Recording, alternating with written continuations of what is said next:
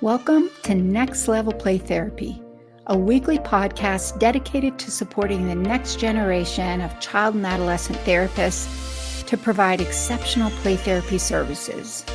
We'll explore all things play therapy to elevate your work with children and adolescents using the therapeutic powers of play. I'll discuss practical tips and ideas so you can provide a transformative experience for your young clients and make a real difference in their lives. So get ready to take your play therapy skills to the next level and make a lasting impact in the lives of children, adolescents, and families. Hey there, welcome to this week's episode of Next Level Play Therapy. So some of you are watching and participating during the live stream, so welcome. Some of you may be watching on the live stream replay, and some of you may be listening to the podcast episode, so welcome. For those of you who are participating in the live stream today, I would love to know who's here. Post your name in the comments. Where are you from? What population you work with? And let's dive into today's episode. So I have been fascinated with this idea of play therapy themes. What even fascinated me more was overhearing a judge in a court case. I remember hearing the judge, as the play therapist, described some themes and play behaviors and her assessment of what was going on in the play therapy session. The judge asked a really valid question. And in my mind, if we can't answer this question, then that creates some problems really helping people understand what you're doing and what, most importantly, what's going on with the client and their therapy session, and is it real? So in play therapy, if you've been in the play therapy world for any period of time, or if you've been listening to any of my weekly live streams or podcasts, you probably have heard me talk about play themes. And what the heck are play themes? If you're interested, I have talked about those in previous episodes. So you probably want to go back and look and listen to some of those, the podcasts, or listen to and watch some of the live stream replays. The easiest place to find those would be YouTube. The live streams recordings are all on YouTube. Or if you're listening to the podcast, you can go back wherever you listen to podcasts and find those episodes. And so what are play themes? And the question that was asked of the play therapist was, well, I've seen kids play those out. So kids that I've observed, they seem to be doing fine. Why is it what you're saying is related to the issue that you're stating it's related to? Like, how are you making those connections, essentially? Which is a really good question. And I started to take a deeper dive in this topic. I was creating my progress notes course. So it's called Getting Grounded in Play Therapy Progress Notes. And so I thought, you know what? I'm going to be talking about play therapy themes in the course. So I might as well take a deeper dive. And one of the things that I really like to do when I'm creating courses or creating trainings is I like to go and look at and see what the theory says. What the theory says, but I also like to look and see what the research says. So I go down these rabbit holes of research, and then one thing leads to another, and I come out with 10 different articles, and then I kind of go through those. And while I was going through that research, I came across this article, and it was talking about recognizing play themes and tying the ability to recognize themes with change, the healing process, change in the problem that clients are experiencing. And so I thought, well, I want to do a live stream episode on that. I want to do a podcast episode on that. And so that's really where this came from. I think, just kind of a side bonus for today, if I think there's art and a structure to writing play therapy progress notes, really that align with your therapy model. And so it makes sense and it doesn't take forever and you don't put too much information or too little information. And to me, part of that is recognizing themes. So if you're interested in learning more about some of the documentation courses I have available, I'll talk a little bit more about those at the end. So stay tuned for that. And let me check in and check out the comments for today. Steph is here. Hey, Steph, good morning. Steph is in my Play Therapy Academy. A lot of these courses are in the Play Therapy Academy. And if you're not in Play Therapy Academy, these courses are available outside of Play Therapy Academy. Play Therapy Academy is my consultation program. If you're interested in that, you can check out my website as well, and I'll talk a little bit more about that at the end.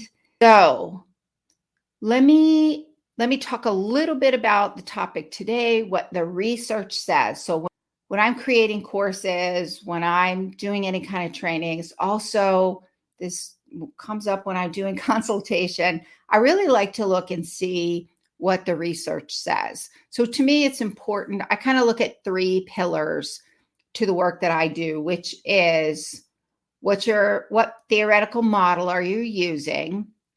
And now the current therapy field, so to speak, now have what I call second generation play therapy models, meaning we have this, what the Association for Play Therapy calls seminal and historical play therapy models. These are the ones that are the foundation of play therapy here in the US through the Association for Play Therapy. And now, as we've gotten more research and information from about neuroscience and attachment, now we're beginning to see evolution of theoretical models. I love neuroscience and attachment theory. Anybody who has worked with me knows we will talk a lot about that. And I get kind of nerdy and excited when I talk about it. I think it's so cool. I personally think on a general level, neuroscience and attachment theory information, you can pretty much apply that to most of those seminal and historical theoretical models. And what we're finding now is play therapists are gaining more knowledge, and from the research, they're beginning to develop what I would call second generation models, which is cool. And they're going to be based on a theoretical framework. So to me, it's important to make sure whatever theoretical model you're using, you make sure to stick to it, even when you're doing an integrated approach. And this does tie into themes. So I'm going to talk a little bit more about that. So I'll connect that together. And looking at the research, what does the research say? All of that in the context of a really strong therapeutic relationship. I consider that therapeutic rapport to be the glue. You're not going to get very much change without your client's ability to feel safe and secure, experiencing the play therapy process as that free and protected space to move towards healing and wholeness. That's the therapeutic rapport. That's the relationship. Your theory model is going to influence how you do that. And then research is going to give you some information about keeping up to date on what we're finding about issues and the factors contributing to issues and what to look for and what works and what doesn't work and those kinds of things.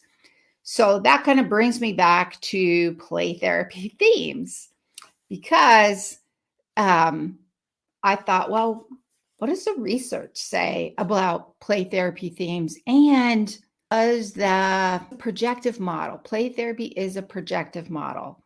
right?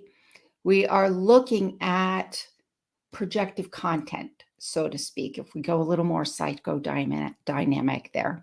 What is showing up in the playroom? I'm going to my theory model to figure out what those themes mean. So one of the things that I've talked about in previous episodes is play therapy themes. So let me go over that a little bit.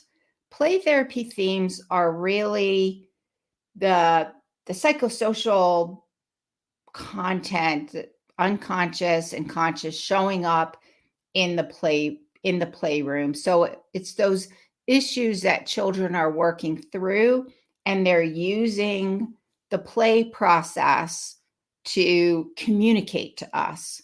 The theory of play therapy, one of the foundational pillars of play therapy, is children communicate through their play. I like to use the analogy of adult therapy. So with adult therapy, just are learned to listen deeply to what's said, how it's said, and behavior, body language, tone that's showing up in the session based on what's verbally being communicated.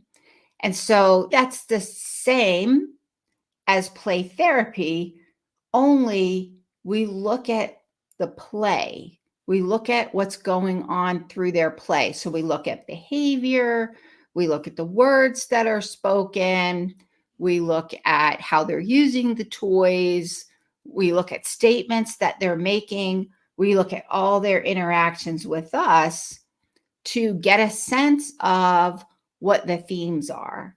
And then we're going to use our theory model to make sense of those themes.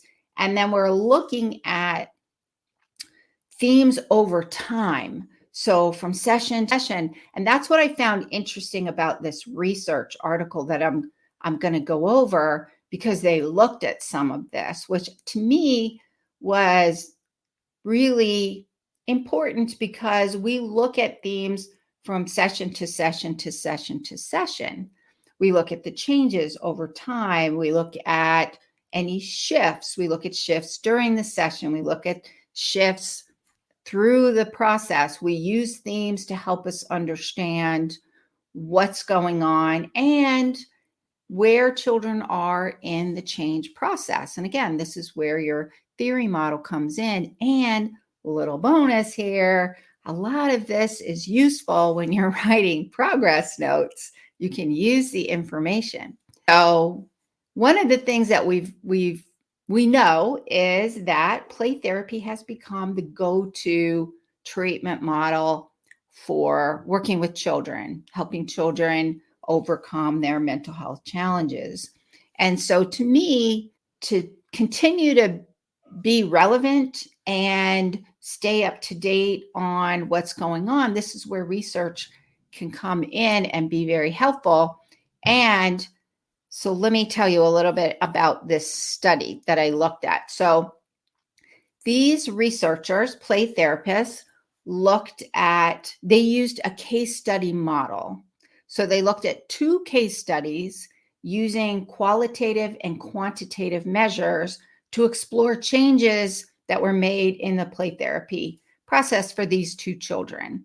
So, and to me, that was what was cool, because it wasn't just using all of the quantitative measures. They were looking at some of that qualitative, where they were kind of getting a deeper look into what's going on in the sessions using a case study approach. The 2 case studies they looked at were, one was a 3-year-old male demonstrating physical aggression, violent tantrums, stubbornness, and distressing nightmares. And there had been a report of sexual abuse by a family member.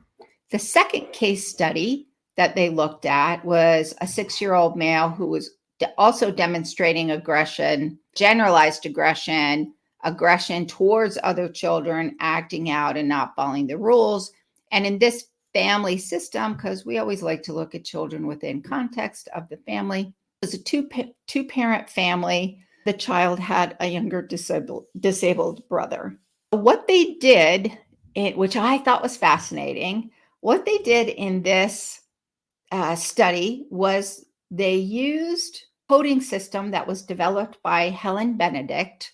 Now, Benedict, I think this was probably back, I came in like the early 2000s. This coding system, I looked high and low to find this coding system. What I found out was it was a coding system that she had presented years, this is a few decades ago now, a couple decades, at an annual conference for the Association for Play Therapy. And then she's written about it, her play therapy model, which is object relations theoretical model, and different themes. And a lot of us have used these themes that she identified in our work with children, which is how I came across them. My play therapy consultant passed them along to me. And I think now they're among people who have been in the play therapy field for a while here in the US. We probably know about Helen Benedict. Some people may not know about Helen Benedict. Anyway, she came up with this coding system. So in this study, they trained their therapists how to use the Benedict's coding system to recognize play themes. And I found this because I searched high and low for this. I was like a dog with a bone on a mission to find everything and anything I could about this awesome coding system.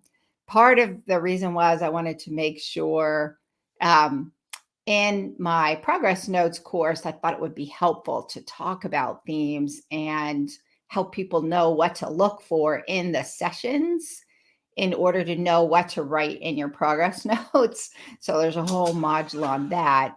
And one of it is talking about themes, and I did some information about that. And in this research, they used Helen Benedict's coding system. And what the other thing that they did was look at behavior changes that were made, and they used the child behavior checklist. So that's the more formal assessment. And so the therapists were trained to use the Benedict coding system, and they used those themes, and those themes were documented in the play therapy progress notes. And changes in the themes were identified and compared to changes that were reported by the parents using the child behavior checklist. And the data points where data was collected were at session 1 and session 6. So that's an overview of the study. And you can see, it took more of what I call a deeper dive into the play therapy sessions and actual practical application of how do you recognize play themes, and then how do you make sure that there's any progress through that. So the findings of this study and the implications for play therapists. So both case studies noted changes in play themes from session 1 to session 6, and these were consistent with behavior changes reported on the child behavior checklist, so that maladaptive behavior. So changes in play themes were also consistent with behavior changes noted on the child behavior checklist. So obviously, there are some limitations for the study when you're using this type of structure, this kind of design for the structure. So in the research, the authors did talk about the limitations of the study and using a case study approach. For example, the difficulty making a definitive conclusion about the correlation between the play therapy approach, the sole factor for facilitating change. Purpose of the study was really to take a deeper dive, to take a deeper look in what was happening from session to session, and the role of play therapy and recognizing those themes to facilitate that change process. So this supports the ability for play therapists to identify when change is occurring, because that's an important part of using play therapy. This is the reason why it's really important to be trained in a theoretical model and not just pull out games and toys and art supplies and call it play therapy, because there's a lot more to it. So I wanted to read a quote from the research article because I thought it was really relevant. So this was in the discussion part of the study. And if you're interested in the study, I put the description or the citation. I put the citation in the description. So if you're interested in it and you have access to a research study library and a professional literature, you can go and access that. The name of the study is A Comparison of Behaviors and Play Themes Over a 6-Week Period, 2 case studies in play therapy. So I was reading that for my notes.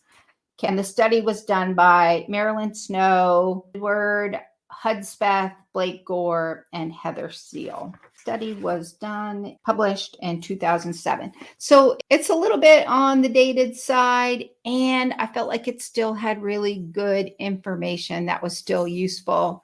So I thought I would share it. Let me read that. Sorry, my dogs just walked in the room. You probably heard the door open, and sometimes you might see Luna, like you're watching on the video, the replay, or even live stream. You might see Luna like walking behind me. Luna's the bigger dog. Lily's the smaller dog. And if you hear any crazy digging noises or moaning, it's Luna just kind of hanging out, and she's hearing me say her name. So anyways, okay, so here's the quote. Practicing play therapist routinely observes changes in play themes and receives reports from caregivers on changes in behavior outside the playroom. Using a quantitative method of assessing behavioral changes, such as the child behavior checklist, along with qualitative observation of play themes, would allow clinicians to clarify the actual changes brought about by play therapy. And that really just summarized to me why it's important to be able to recognize play themes. And looking at the research, they kind of validated, in my mind, the questions I get asked all the time, the questions I had when I was using play therapy, which is, how do I know these themes are real? How do I know I'm not just making them up in my head? And how do I know what they mean? How do I actually use that information to help my clients to make sure I'm doing a good job and not just making things up? To me, this article, this research study was important to take a look at. They used a coding system for themes. So there was structure to that, using and identifying what the themes in the play mean, and they used object relations theory to understand and make sense of the themes. And then they used a more quantitative method of checking out what I'm seeing in the playroom. Is that consistent with quantitatively using a specific measure? Are those two matching up, or are we just like way off track?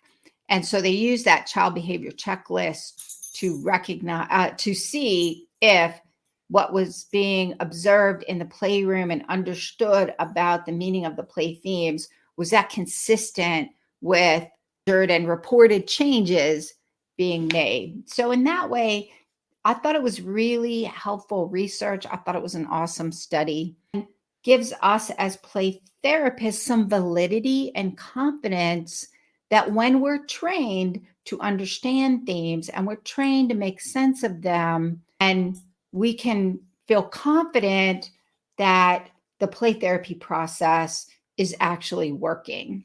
And one of the reasons that play therapy has become, several models are considered evidence-based, is because there has been a lot of research done to validate the validity of the play therapy. And so that is it for today. If you found this information useful, please feel free to share across your social media platforms and leave a comment. I would love to hear your feedback. Let me do a recap for today. So first, play themes. So play themes are basically play behaviors and things that the psychosocial aspect of the issues that children are working. I'm a little tongue-tied. I'm a little distracted by my dogs. Like, oh my gosh, Luna's barking already. Guys, all right, let me start over. So what are play themes? Play themes are essentially the kind of psychosocial issues that children are working through, and they use play in order to work through those issues. They use play to communicate what's going on. So when we're trained to recognize play therapy themes, then we're going to make sense of it prominently through the lens of whatever play therapy model we're using. A lot of themes are similar, a lot of themes that are generalized across pretty much most of the play therapy models, maybe not all of them, depending on the play therapy model. And how we're going to make sense of them is going to be based on our theory model. And so in this study, the focus of the study was about, since play therapy is an expressive arts approach, using projective content to facilitate the change process, research can really help us understand better how play therapy works and make sure it's used effectively. So in this study, they used 2 case studies. They had play therapists who were trained to identify themes using the Benedict coding system that's based on object relations theory. They also use the child behavior checklist to measure behavioral changes. So it was both qualitative and quantitative. And they did talk about some of the limitations of this research design, and it still gives really good information. So the case studies, from the findings of the case studies, were the research was that both qualitative and quantitative approaches, they used those to get a deeper look into what was going on in the sessions, recognizing play therapy themes, and then seeing how that or not that was consistent with what information was obtained from parents with the child behavior checklist. And what they did find is those were consistent. They measured and obtained data. They obtained data at the first session and the 6th session, and they did notice that those changes in themes were consistent with what was being reported as behavioral changes in that child behavior checklist. So that is it for today.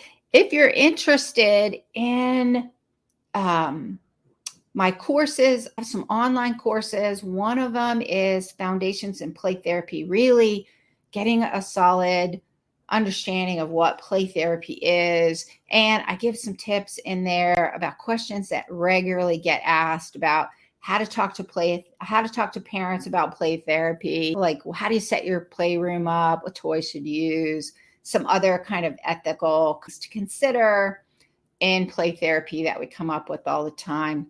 I have some, I would call foundational core competency courses in there about case conceptualization, which really is learning to be a play therapy detective, figuring out what questions do you need to ask to figure out exactly what's going on, and then how do you make sense of that based on your play therapy model.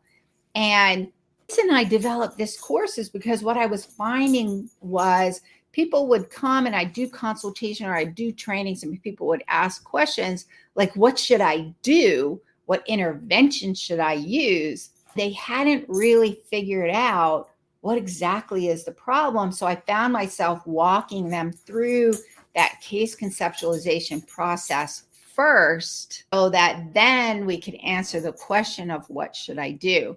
And a lot of times what I find is people get lost. They don't know what's going on. Then their imposter syndrome kicks in.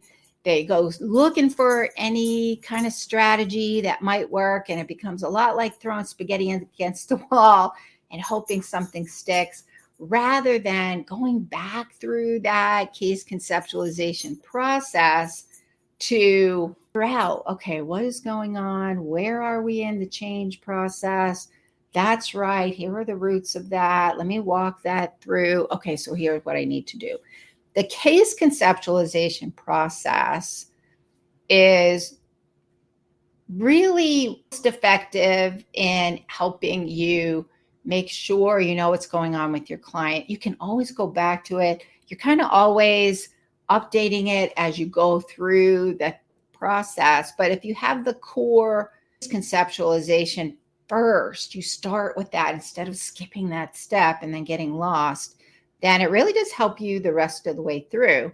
So I talk a lot about that in the course, walking you step by step. What questions should I ask? Why should I ask them? How do I take that information and then use a theory model to conceptualize what's going on? And I walk you through using case studies and different theory models. How do you do that? And then we go through some other kind of ethical and cultural things in there. That kind of leads to treatment planning. I know what's going on.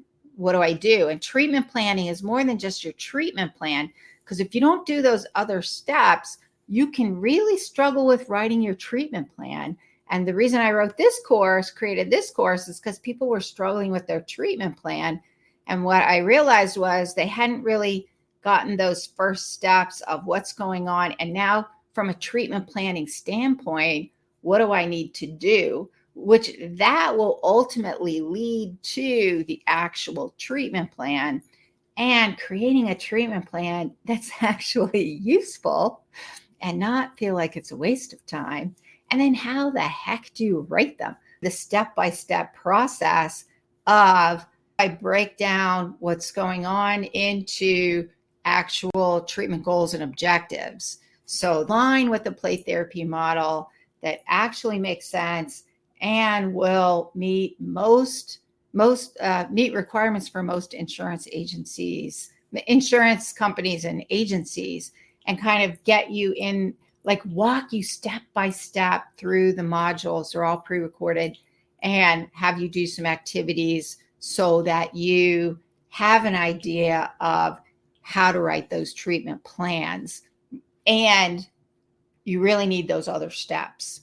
And then the last course I have in there is progress notes. So how do you write progress notes? What do you say in your progress notes? How much is too little? How much is not enough? Pretty much everybody I've ever talked to, which was one of the big reasons why I wrote the course, created the course. There are so many horror stories out there.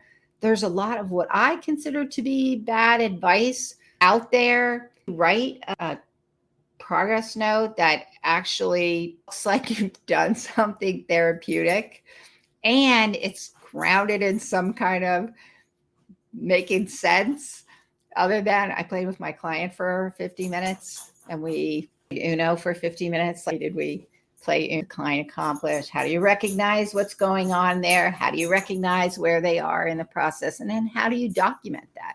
How do you take that information and put it in a progress note and learn how to do it so that it doesn't take forever and you're not agonizing over them? So that is it for today. If you are interested in any of these courses, you can pop over to my website at rhplaytherapytraining.com/courses. So you'll want to go on the courses page. Again, that's Renewing Hearts Play Therapy Training. The website is rhplaytherapytraining.com/courses. And that is it for today. And I will see you next week. Bye for now. Thank you for joining me on this episode of Next Level Play Therapy. I hope you found the discussion valuable and gain new insights and ideas to support your work helping children, adolescents, and families heal. If you enjoyed this episode, be sure to subscribe to the podcast and leave a review. Your feedback helps to improve and reach more people who can benefit from this information. Remember, play therapy is a powerful tool for healing and growth. Whether you're a new play therapist or experienced, I encourage you to continue your learning journey to unlock the potential of play in your own work and relationships. If you have any questions or topic suggestions for future episodes, I'd love to hear from you. Connect with me on social media and visit my website at Renewing Hearts Play Therapy Training to stay updated on upcoming episodes, trainings, and resources. Thank you once again for listening to Next Level Play Therapy. Until next time, keep playing, learning, and growing.